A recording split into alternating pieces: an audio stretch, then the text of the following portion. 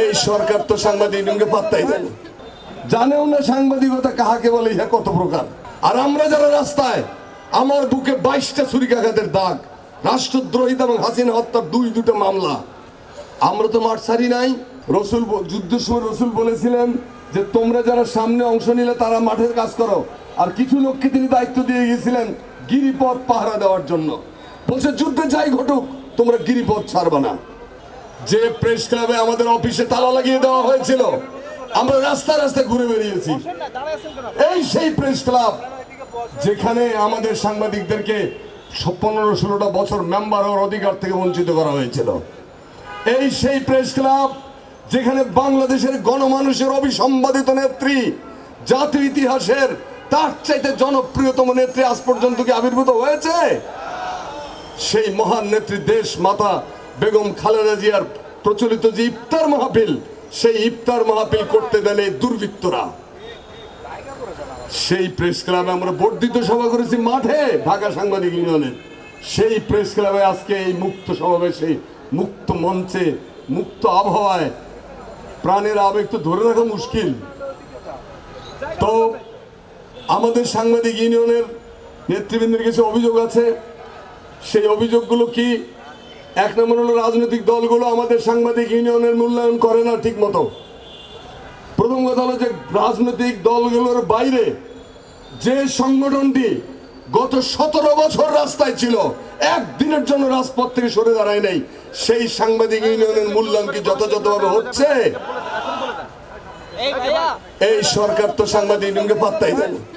এত সব বুজুর্গ ব্যক্তিবর্গ, এত বছর জ্ঞানী মহাজ্ঞানী, সক্রেটিসের নাতি, প্লেটোর ছাত্র, এগুলো দিয়ে ভরা, তারা তো আমাদের দিকে তাকানোর সময়ই পায় না। বিপ্লবের সাথে যাদের কোনো সম্পর্ক ছিল না, বিপ্লব কি যারা চেনেও না, সেই সমস্ত লোকদের অনুগ্রহের জন্য আমাদের এখন দাঁড়িয়ে থাকতে হয়। আর আমরা যারা রাস্তায়, আমার বুকে 22টা ছুরিকাঘাতের দাগ, রাষ্ট্রদ্রোহিতা এবং হাসিনা হত্যার দুটো মামলা। আমরা তো মাঠ ছাড়ি নাই। তাহলে আমাদেরকে পাশে ডাকতে, কাছে রাখতে লজ্জা কিসের? এত লজ্জা তো নারীর ভূষণ। সরকার এবং রাজনীতিতে লজ্জার স্থান নাই।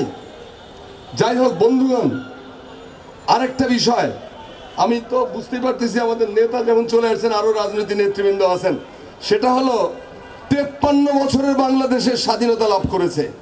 এই 53 বছরে নানান কীর্তি কাহিনী আমরা শুনেছি, কিন্তু 53 বছরে ইনফরমেশন পলিসি বাংলাদেশে প্রণীত হয় নাই।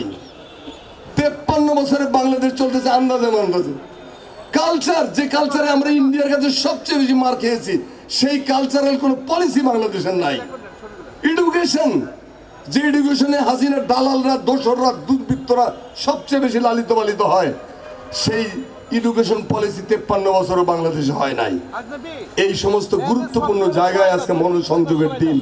আমাদের 1,500 সাংবাদিক বেকার, তাদের কোনো কর্মসংস্থানের কোনো সুযোগ নাই।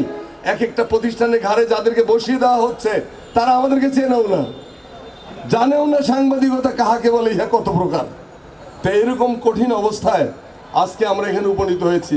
আমি আমার বক্তব্য শেষ করার আগে বলবো যে 5ই আগস্ট বাংলাদেশের 3টা স্বাধীনতা দিবস, সেই 26শে মার্চ মহান জিয়ার স্বাধীনতার ঘোষণা, দ্বিতীয় 7ই নভেম্বর আমার নেতা বলেছেন টেক ব্যাক বাংলাদেশ। এই টেক ব্যাক বাংলাদেশটা হলো যে 5ই আগস্টে যে স্বাধীনতা আমরা পেলাম, সেই স্বাধীনতাকে 7ই নভেম্বরের বিজয়ী শক্তির সাথে একাকার করতে হবে। যদি তা না করা যায়, বাংলাদেশে ইন্ডিয়ান হেজিমনি, ইন্ডিয়ান এই আধিপত্যবাদের খপ্পর থেকে আমরা বেরোতে পারবো না। তা আমরা বন্ধুরা, ওহুদের যুদ্ধের পরে যুদ্ধের সময় রসুল বলেছিলেন যে তোমরা যারা সামনে অংশ নিলে তারা মাঠের কাজ করো, আর কিছু লোককে তিনি দায়িত্ব দিয়ে গিয়েছিলেন গিরিপথ পাহারা দেওয়ার জন্য। বলছে যুদ্ধে যাই ঘটুক তোমরা গিরিপথ ছাড়বা না।